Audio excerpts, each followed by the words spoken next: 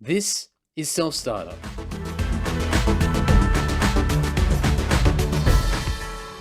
Shout out to my self-starters. Welcome to Self-Starter. Sorry, guys.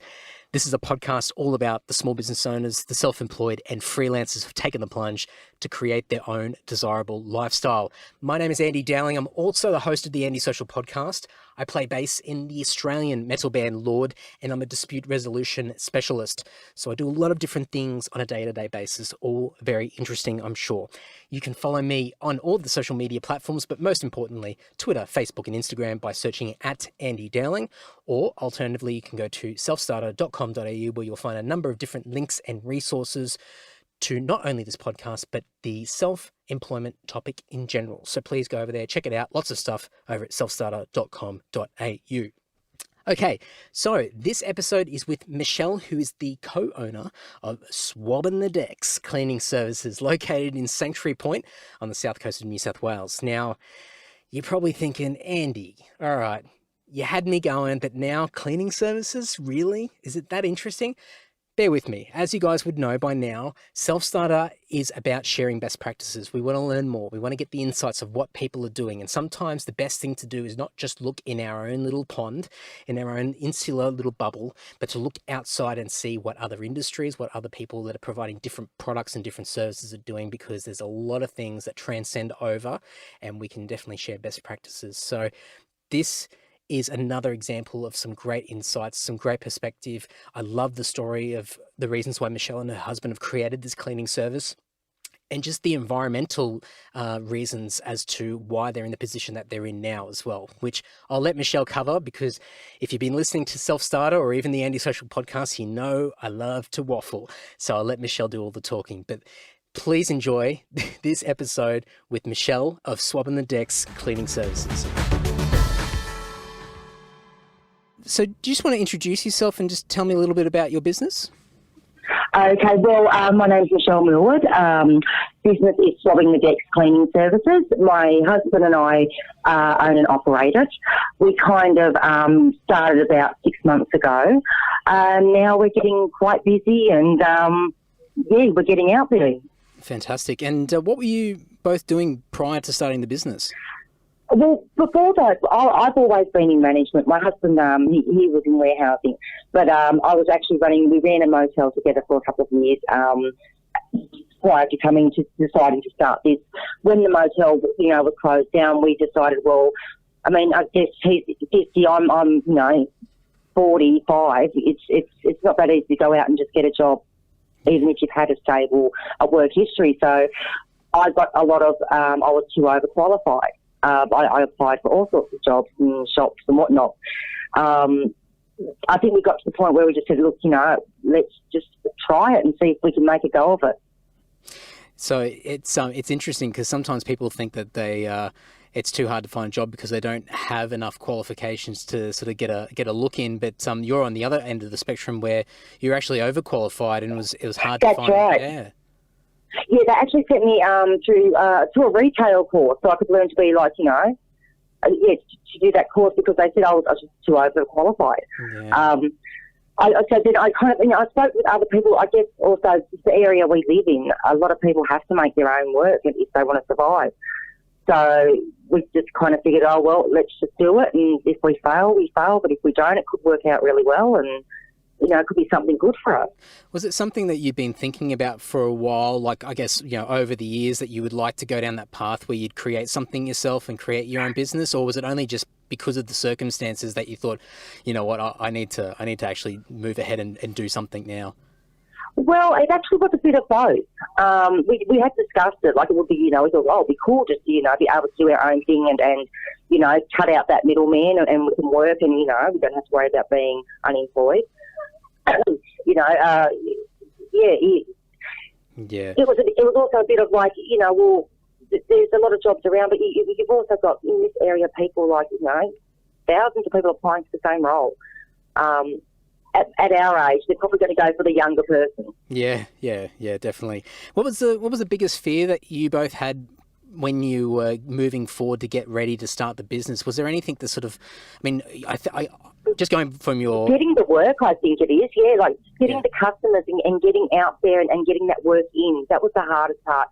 And, we kind of figured that, even though some of it was quite easy to get and others was, it was a lot of work to kind of grab onto. We've had to work for other people for next to nothing just to get sort of that contact out in the world, and whatnot. And now we've got quite a few clients. So, but that's also to chasing it. But we had the first couple of months where we worried about being, living in a tent because we couldn't, we wouldn't be able to pay our bills or, support our family. All of those come up all the time. But then also too, when you see things starting to improve, you don't want to kind of give up. I actually said to a few people, I'm at the point where I feel like just giving up. But I would have been silly to do so at that point. Yeah. What were some of the things that you both had to do in those first few months to start getting customers and start getting business? Was there any particular tactics that you guys took? Or definitely. Yeah. Definitely. We had to keep it ourselves as cheap as possible and keep that we don't have the outgoings that some others do. So, it was basically to keep ourselves as cheap as possible and as available as possible for any job. Yeah. So we kind of had to do jobs that we probably wouldn't normally take on now, and there are a lot of hard work just for the simple fact of getting out there and trying to get the business name out and what we do. I mean, we live in an area where it's a lot of holiday accommodation. Our goal was to try and find, enough sort of holiday homes to maintain through the summer as well as through the winter.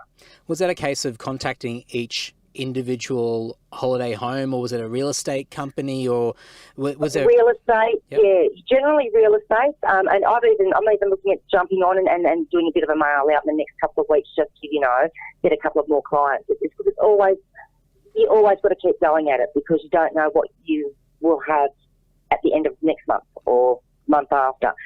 So I guess we try to, we always try and take as much as we can at the beginning of the month just to ensure that we can get through, because it's always that worry that I can't ring my boss and say, oh, well, I can't pay my bills, I need some more work. It's not that simple. But then it's also been good in the fact that if we've had a tough week, we'll go and find another job. Absolutely. It's then, get through that week. to do it. Yeah, definitely. Yeah, it is. It totally is. But you have to actually get your reputation around a place like this before anything. Is that some of the current challenges that you both have? I mean, it's still a new business, and you're still just getting yourself up and running and visible out there. Is that what you're still trying to find as far as a current challenge? Is just making sure that you've got this steady stream of work coming through and customers? Absolutely. Yeah, absolutely. I mean, with this sort of business, we knew that we could, it's also the fact of it's very seasonal work. In many areas, but this area, it does run throughout the winter period as well. We do have a couple of commercial clients that, can get us through winter, but then we have to work harder in summer in order to not worry about winter. Oh, absolutely. I think that's a common theme in this part of the world where it's so many businesses are really sort of buying or sort of hoping that they can function in those down months when it's not typically a holiday season. But it's good news to hear that you can still, you still got something that can potentially come through in those down times. That's right. I mean, and at the end of the day, we never wanted to be rich. We did, have a lot of good things happen at the beginning of the business that got us to the point we're at now, where we're looking pretty okay. Probably, the first month in ages where I haven't had to worry so much. So that's going to be great. But we still always have to make sure that we're out there, because you don't know, a house can be taken off the market. You don't clean it anymore, or all of a sudden they don't use it in winter, or they don't use it at certain periods. Given that it's still early days for yourself, I mean, obviously the internet's quite a powerful tool to get word out there and whatnot. Is there any certain things that you've been doing or sort of focusing on when it comes to sort of online to try and get word out there to more people? Because obviously you mentioned doing the mail outs and whatnot. Yeah. Yeah, well, what I told you, I'm on the local page here at Sanctuary Point, so I can keep in contact with the community, because I kind of figured that there are a lot of people in this area here that have started their own businesses for income. I've left Sydney, come down here, opened a coffee shop or decided to do something else. And it's a very, very supportive community. I feel that, once you need to start in your community first. And that's what helps us. So being, basically, I send Facebook ads out in the community. People that live within our area get cheaper prices because we don't have to travel so much. Little perks like that, and just, sending out as many like Facebook ads I can, just so they see that. So we get a lot of end of lease claims and things like that through those ads. It's amazing the potential with just Facebook alone, just having so many people use it and being able to locate people via location to be able to sort of direct market to them. So you're not just putting an ad in, on radio or on TV or something, and then you're not quite getting your demographic. Yeah. I mean, I don't care if I never get a job, in certain areas, because it's not the area we want anyway. Yeah. I mean, we were looking at, staying local and being a benefit to the people here that have, there's a lot of holiday homes here, so it's a big business in this area. And, yeah, we want to be, invaluable to them. That's our point, is be able to make an income each week. We don't have to be rich. And we just, be very careful that we don't ever go anywhere near greed. Well, that's a good one. That's the big killer I found in any business, is just, keep away from that. Keep honest with yourself and your clients. Well, that's it. And I guess that's certainly a common theme that I'm seeing with a lot of people getting into business or have had businesses up and running for a few years now. It's that it's a long-term game. It's a long thing, and you want this to be part of your life, and it's dictating your lifestyle. So you've got to make sure that you don't jump the gun or aim too high too quickly and expect quick returns as well. We can't do the quality job if you do go too much into it yet. So we're trying to keep that so it's small, when invaluable to our clients, because we do give them that time that they need. Is there anything that, I mean, you're only a few months in, so it's so fresh, and it's a different perspective, which is quite good, because you're starting to see the results of the hard work that you've been putting into it. But is there anything but is there anything like around now that you're looking at and saying, we probably could have done that better? Is there anything at this stage, or is it still too early for you to understand? Well, I think I think we have that every day. I mean, with every job that we go to, there's always something we're thinking about, could we have done that better, or could we But then I think too that we're going to put more pressure on us, because we are the ones that have got to do the job. We're the ones that are going to be responsible for it. So it's a lot different ballgame than turning up and working for someone. You turn up to the office, clock in, you do your job for your boss, they're happy, you leave. It's done. Whereas with us, it's 7 days, always thinking, always kind of planning on what we're doing next, what's coming in, what's got to go out. What's because obviously from a cleaning business point of view, you're doing something that I guess on the surface would be a fairly straightforward service, and something that's non-surprising for most people that are going to hire you. Is there anything apart from the price point that you are looking at or you're doing already that's going to separate you a little bit from some of the other competition out there? Yes, yeah. Well, see, we're actually just basically we're putting out all our efforts into a group called Holidays Collections at Hymes Beach, and they have the most beautiful, amazing array of holiday homes, and they're huge homes. They're luxurious. They're top dollar, and we're kind of trying to get ourselves into that little market there, because that way you're getting a more housekeeping personal service, as that like in a hotel room where you have your towels folded nicely and all the little pretty things. And so, yeah, we like to do that. So we're trying to keep into that market. Those little extras can make a big difference. Definitely, and we love it. That's great. And I guess because they're so early into it, it's hard probably to say right now, but what's the vision moving forward into the future? And that, obviously this is a long-term thing that you've created, but where do you see the business going in the years to come? Is it something that you're going to have a couple of different teams there and doing multiple sites, or where do you see it going? Well, we don't really want to kind of grow out too much, but then we're also thinking we've got a family, and we've got a son that's in hospitality as well, so it's also something they can get involved in and maybe help them out through their, it might be something we pass forward to, one of the kids or someone else that might want to take, on. We can take them on. But we don't want to get too big. We just want to keep it local and just basically, support ourselves. That's pretty much it. A bit of an asset to the family long term, so the family's got something. Yeah, that's pretty much what it is, yeah. I mean, one day my husband and I would love to get in the Jeep and just go to the Northern Territory and disappear for a while, This is basically just giving us that chance to be able to do that and not worry so much about income and supporting ourselves.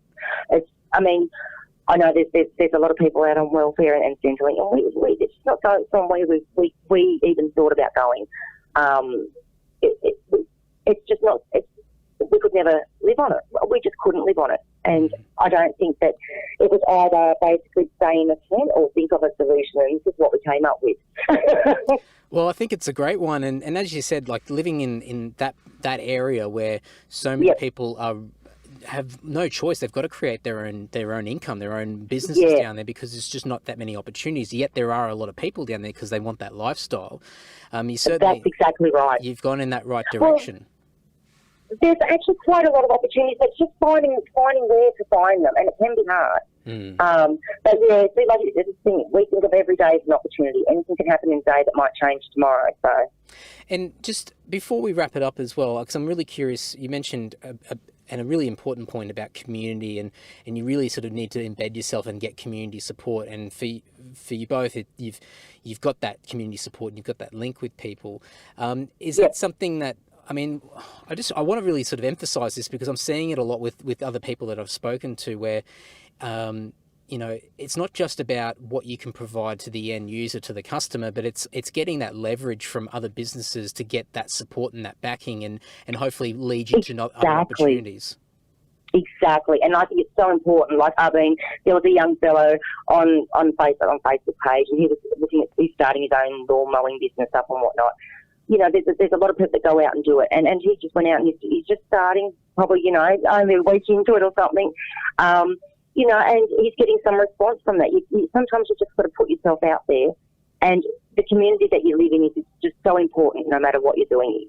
When you're running a small business, your community means everything. To have that support and to be able to support them back in their, joint ventures and whatnot, it's really rewarding. It's that word of mouth. It can go a long way. Absolutely, but it's also knowing it's just nice to know that I would know if anything happened tomorrow, there would be businesses here that would help us out, not a problem. Yeah. That would jump in and say, look, and don't know it. It's just the type of place it is. So, we want to give that back too. So, give the community something that they're getting a bit of a bonus for. That's it. Yeah. Oh, I think that's I love that because I get really excited because a lot of people have been saying this and I've known. Oh, it's so true though. Without that, it means nothing to us. Like really, yeah. Without it means nothing. And hearing other people's stories, it's great. I think so you don't feel like you're so alone. Well, that's right. And I think a lot of people do feel that when they're getting started with a business because they're worried about going in alone and having all this responsibility on themselves. And yes, ultimately, you're controlling your destiny as far as your business is concerned. But if you've got, you can lean on other people, and other people are going through similar things to what you are. And there's like-minded people with same approaches out there. And it's just a case of banding together and finding those support systems and those communities. Oh, absolutely. No, absolutely. No, we use local businesses with anything we do, but with our badges or with clothing or anything, we always go to the local. That's fantastic. I love it. Yeah. Well, I think we might have to do a catch up sometime down the track, maybe. No worries. Maybe later in the new year, and see how everything's progressing and see whether some of these things are working. Yeah. Well, we're pretty booked out coming up into Christmas, so that will be quite exciting at that stage, I think. So yeah, absolutely. Fantastic. Oh well, good luck in the holiday season because I'm no doubt it's going to be manic and you're probably going to be pulling hair out at certain stages along the way. But it does sound exciting. So yeah, all the best. No, it's a lot of fun. It's a lot of fun to actually bring someone into a beautiful home and say, this is yours for a week. Enjoy. Perfect. I love it. Well, thank you very much for your time. We'll speak soon. Okay, thanks, Andy. Thanks, Michelle. Bye-bye. Okay, bye-bye. Thank you, my fellow self-starters. If you want to reach out to Michelle and follow their journey as Swabbin the Decks Cleaning Services continues to grow and build and expand, you can do so by going to their Facebook page, which is facebook.com/Swabbin the Decks, which is SWABBINTHEDECKS. And no doubt in the future, there might be a website that will fall off the back of the Facebook page as well. But to make things easy, please go over to the show notes at selfstarter.com.au, where I'll dump everything that we spoke about in this episode, as well as additional links and resources. And if Swabbin the Decks has some additional platforms, social media platforms or websites and whatnot, I'll keep adding them to that page as well. So be sure to go and check that out if you need some additional information. Now, 4 key points that I got out of this episode. So, as always, and I keep saying, and I'm a parrot, and I'll be a parrot for all of this podcast. If you get anything out of this that I don't cover, or you're finding a focus somewhere else that I'm not focusing on, please let me know. It'll help me continue to evolve this podcast and make it bigger and better. Now, the first aspect or first point that I got out of this, which was really important, was what they did initially to get started and get that momentum in the local area. So they've gone through all the process of building their business. They've launched it. Now, how do you get the community behind you to build that clientele, build that business? So Michelle did mention being cheap and affordable and being available, but really the big thing here is making it as easy as possible for people. You want this to be an easy process. Remove all the technicalities. Try not to make it a complex process to begin with. Start small. Make it really easy. You want people to be easily convinced, and the more hoops that you've got people to jump through, and initially when people don't know who you are, well, the harder it's going to be. So starting small and just making things as easy as possible to begin with is going to be key to building that initial momentum. The second point was creating income to directly link to the lifestyle that they're wanting. So this is a bigger picture, and this is probably more of a self-development topic, but I think the big thing here is, what do you want out of life? You know, what things do you want? Do you want the car? Do you want the beautiful house? Do you want to go on massive several-week holidays internationally every year? What are the things that you want? Do you want to put your kids through tertiary education? Whatever it is, understanding what those things are and what those costs are, and then drilling down and understanding that, what do I actually need to earn in order to meet these goals, achieve these dreams that you have, and making them a reality. And I think the really important thing with this is understanding that sometimes what feel to be these lofty goals that sometimes seem unattainable are actually a lot easier than we think. And it's just a case of stopping and setting focus on these things and really identifying what you want. And you might find in Michelle's case is that they don't need to create this dynamic, massive business to meet the needs that they want out of life. So really fantastic. And I think that once you identify that potentially will take a lot of pressure off yourself and what you're trying to do, because at least you've got some goals to work towards. The next point was community. Once again, I know, I'm a parrot.